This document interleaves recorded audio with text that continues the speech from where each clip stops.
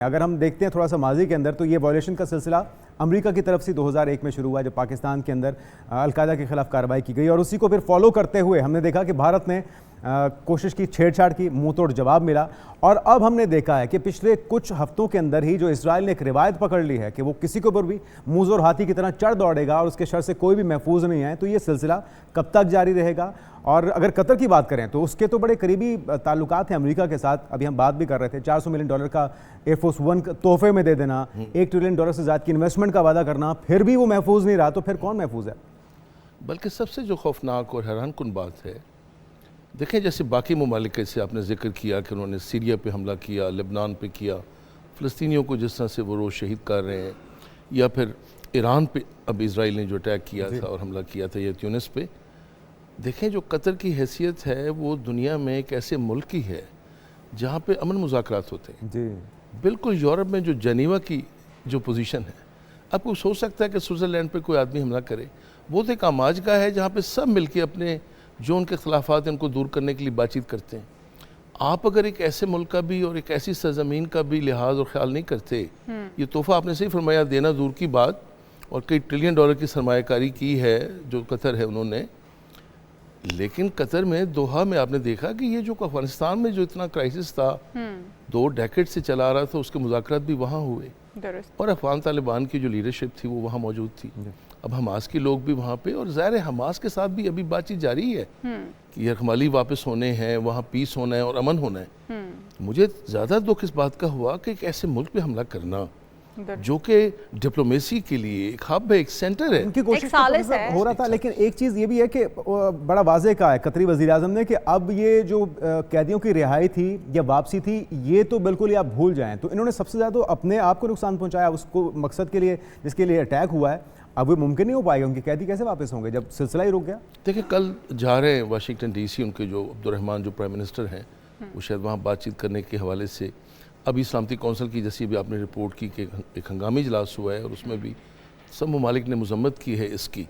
देखें अगर आप ये चाहते हैं कि ख़िते में अमन हो, और ख़ास तौर पे जो फ़लस्तीन में जारी है कई सालों से, और 1 लाख के करीब वहाँ पे लोग शहीद हो चुके हैं, लोग मिसप्लेस्ड हुए हैं, अगर वहाँ पे अमन कायम करना है, अब ट्रम्प तो एक चैम्पियन तो बनते हैं कि वो जंगों के हक़ में नहीं है, वो अमन कायम करना चाहते हैं, अमन का नोबेल प्राइज़ भी वो जीतना चाहते हैं।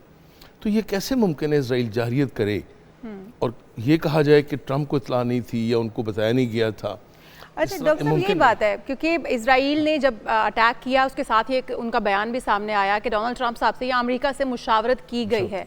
अच्छा, उसके बाद डोनाल्ड ट्रंप साहब का इस अटैक के बाद बयान आता है कि उनका इससे कोई ताल्लुक नहीं है और वो मजम्मत करते हैं। इससे पहले भी इस तरह के वाक़यात हुए हैं जिस पर वो मजम्मत करते चले आए हैं। लेकिन अगर हमें याद हो थोड़ा सा माजी का ईरान वाला ही वाक़या, तो ईरान को जंग रुकने पर मजबूर करने के लिए भी अमेरिका को उतरना पड़ा, और डोनाल्ड ट्रंप साहब ने वाज़े तौर पर एक अटैक भी करवाया और फिर साथ ये कहा भी कि वो अगर ये अटैक ना करते तो ईरान का ज़्यादा नुकसान हो सकता था। हालांकि उसने इजराइल को बचाने की कोशिश की। अभी जो कतर का अमेरिका के साथ ताल्लुकात थे बहुत अच्छे थे उस दौरे के बाद, और इतने बड़े तोहफे तोहफ़ देने के बाद लग नहीं रहा था कि डोनाल्ड ट्रंप की तरफ से या अमेरिका की तरफ से किसी भी किस्म की बगावत कतर के हवाले से की जा सकती है। अगर डोनाल्ड ट्रंप साहब की हिमायत हासिल नहीं है, इजराइल को अमेरिका की हिमायत हासिल नहीं है, तो फिर डोनाल्ड ट्रंप साहब का एक वाज़ेह मौक़िफ़ होना चाहिए और फिर शट अप कॉल एक इजराइल को भी जानी चाहिए। क्या आप समझते हैं इस वक्त वो इस पोजीशन में हैं कि वो ये कर सकते हैं? देखें डोनाल्ड ट्रंप तो कर सकते हैं, लेकिन मसला ये है कि जो डिप्लोमेसी है ये जिसको अब ताल्लुकात बैनुल अक़वाम कहते हैं, ये किसी अखलाकी असूल पे नहीं चलते, ये मफादात पे चलते हैं। और ये जो लिप सर्विस होगी, सिक्योरिटी कौंसिल में बातचीत हो जाएगी, मजम्मत हो जाएगी, अमरीकी अब इनको भी आशीर्वाद दे देंगे जैसे उन्होंने कहा भी ट्रंप ने कि आइंदा नहीं होगा, लेकिन ये इसका मुस्तकिल सोल्यूशन नहीं है। अच्छा, मुस्तकिल हल या सोल्यूशन क्या है जिससे हम दूर चले गए? अगर आप मुझे इजाज़त दें तो सही पूछें तो देखें, अब सूरह आल इमरान की एक आयत है 103, वातसिमू बिहब्लिल्लाहि जमीअन वला तफर्रकू। कितनी वजाहत है इसमें। अब जमिया से मुराद यहाँ पे कोई ग्रोह या जमात या कोई जमात इस्लामी या जमीयत या कोई वो नहीं है, इससे मुराद एक कॉमनवेल्थ है। जब ये कहा गया कि अल्लाह की रस्सी को मजबूती से थाम दो, अब वो अल्लाह की रस्सी तो एक हो सकती है ना, 2 तो नहीं हो सकती या 3 तो नहीं हो सकती।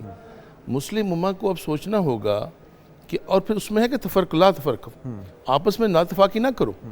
वहाँ कबाइल, अरब के 2 कबाइल थे, औस और खिजरज, उनकी जंग बिल्कुल जैसे फ्रांस और ब्रिटेन की थी ना 100 साल से ज़्यादा, जी जी अरब के यहाँ उनकी जंग को 120 साल हो गए थे।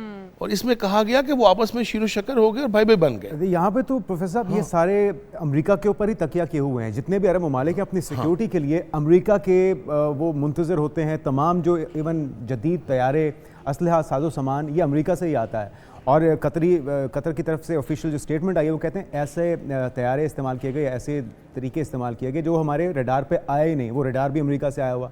तो अब कोई तवक्को की जा सकती है कि सिर्फ ज़मानी जमा खर्च होगा, नशस्तन गुफ्तन बर्खास्तन होगा, या कोई करार वाकई फ़ैसला भी होगा और ऐसा जवाब होगा जो शटअप कॉल मिल पाएगी नेतन्याहू? वो जैसे एक शायर ने कहा था ना कि जिसकी खातिर बीमार हुए हैं उसी अतार के लौंडे से दवा लेते हैं। ऐसे ही है। अमेरिका के सामने जाके बात करना तो बिल्कुल ऐसे ही है। अब देखना ये होगा कि ये जो इतने ममालिक हैं इनमें कहीं कोई इत्तेफाक की फ़िज़ा कहीं पैदा हो सकती है। देखें, हिस्ट्री तारीख उठा के देखें तो दो चीज़ें अहम होती हैं। एक पर्स होता है बड़ा अहम, जिसको हम ट्रेजरी ख़जाना कहते हैं, और एक सोड होती है। अब देखिए, आपने सिर्फ 10 मई की मिसाल दी।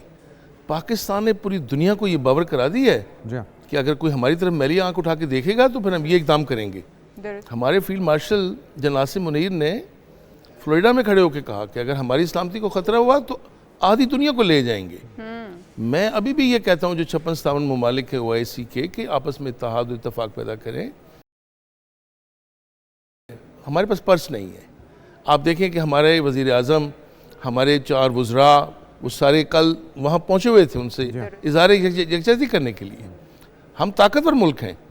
हम सिर्फ बयान देने के लिए नहीं है कि हम आपके साथ खड़े हैं, हम आपके चाना बिछाना खड़े हैं, हम आपकी पुष्ट पे खड़े हैं।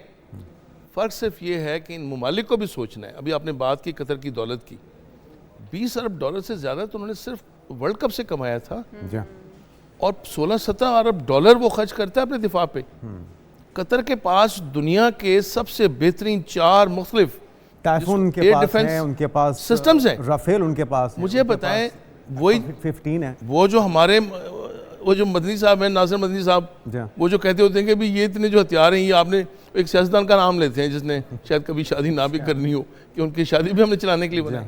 कतर से को पूछे कि इतना आपने हथियारे और जहाज़, 5th जनरेशन उनके पास एयरप्लेन्स हैं। अच्छा, अभी एक बार फिर से वो धमकी दे रहे हैं। वो कह रहे हैं कि हम रुकेंगे नहीं, और अमेरिका में जो इजरायली सिफारतकार है उसकी तरफ से बरमला किया गया है कि कतर में, दोहा में, या जहाँ पे भी हमारे टारगेट्स होंगे हमें उन्हें हिट करना होगा।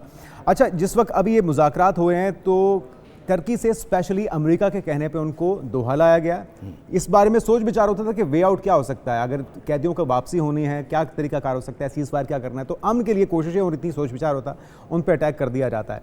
अब दोबारा धमकी भी दी जा रही है, तो इस धमकी को कितना संजीदा लेना चाहिए, और अगर अब भी जवाब ना दिया गया तो फिर तैयार रहे अगला कोई मुल्क या फिर दोबारा कतर? बिल्कुल इसको संजीदा लेना चाहिए। उसकी वजह यह है कि नेतन्याहू ने बाकायदा हवाला दिया है जॉर्ज W. बुश की जो डॉक्ट्राइन थी, जिसको प्रीएम्पशन कहते हैं, प्रीएम्प्टिव डॉक्ट्राइन, कि जहाँ से भी हमें खतरा महसूस होगा हम उस। मोदी को भी यही तो बुखार था। मोदी का तो बुखार हमने उतार दिया है। जो उन्होंने प्रीएम्पशन की बात की थी, पाकिस्तान अल्हम्दुलिल्लाह एक ताकतवर मुल्क है, किसी को भी जरूरत नहीं होगी। अगर कोई ये सोचता है कि इज़राइल को जवाब दिए बगैर इस सिलसिले को रोका जा सकेगा तो वो मुमकिन नहीं है। इसलिए मैं कहता हूँ कि सिर्फ लिप सर्विस की बजाय ना, मुस्लिम हुक्मरान जो है ना, लीडर्स, बदकिस्मती से एक तो इनका बड़ा मफाद अपना इक़्तिदार है। लीड कौन करेगा अगर कोई जवाब होता है? आप, पाकिस्तान। अच्छा, पाकिस्तान 10 मई के बाद एक दुनिया का ताकतवर मुल्क बन के सामने आया है। अब अच्छा, आपको दुनिया और तरह से ले रही है। डॉक्टर साहब, क्या हो सकता है, क्योंकि आप कह रहे हैं पाकिस्तान को लीड करना चाहिए। अब बाकी भी बहुत सारे मुस्लिम ममालिक हैं जिनके ऊपर इस वक्त खतरा मंडरा रहा है। पाकिस्तान तो बड़ी मजबूत सुपर पावर, सॉरी, एक टेक्नोलॉजी से लेकर मुल्क है। आप सॉरी ना करिए, सुपर पावर है, सुपर पावर है, बिल्कुल। मैं मुस्लिम दुनिया की अपनी ताकत तो है ही लग गया ना सिर्फ अमेरिका के साथ, इसलिए हम लगाने से थोड़ा कतराते हैं कि इतना सुपर पावर हमें नहीं बनना, लेकिन हम एक ताकतवर मुल्क हैं।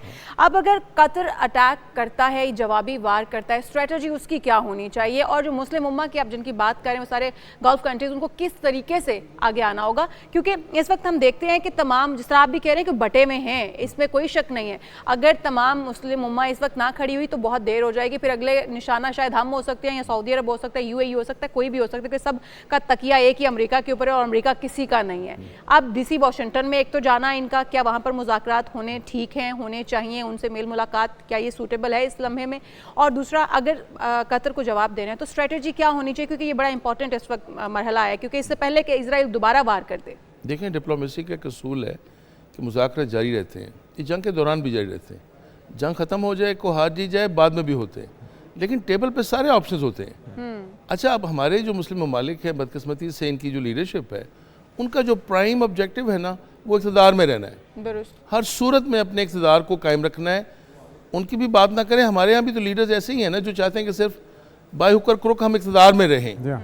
इंटरेस्ट सोचना होगा अवाम का, लोगों का, पूरी उम्मा का और सबका। और जब तक आप तैयारी नहीं रखेंगे, और तैयारी क्या है, जब तक आप ताकतवर नहीं होंगे। मुझे बताएं, इनकी अगर आप दौलत देखें अरबों की, ये इनके ट्रिलियंस ऑफ ट्रिलियन डॉलर सिर्फ वसाइल अमेरिका की के कमी बैंकों तो में नहीं पड़े है। हैं। जी हाँ। और सबके डॉक्टर पास जी, कौन सा खतरा था जो इजराइल ने कतर से महसूस किया? क्योंकि आपने कहा कि नेतन्याहू ने खुद कहा था जहां से हमें खतरा महसूस होगा, ऐसा तो कोई खतरा, कोई ऐसी वहां पे काम नहीं हो रहे? नहीं, देखे ना, वो ईरान में आए, ईरान में इस्माइल हानिया और उनकी जो लीडरशिप थी, उनको आके उन्होंने हलाक किया, उन्होंने वहाँ शहीद किए लोग। अच्छा, आम तौर पे होता ये कि जो आपका एनिमी भी हो ना, आप उसकी लीडरशिप को अटैक नहीं करते, इसलिए कि फिर आप बात किससे कोई कवानीन होते हैं, कोई नॉर्म्स होते हैं, नहीं, बात protocols किससे होते हैं। करेंगे? जी हाँ, जी हाँ। आप जब लीडरशिप को वो बात करने का मूड में नहीं है, तो eliminate बड़ा वाज़ेह पैगाम है कि वो अमन चाहते नहीं है।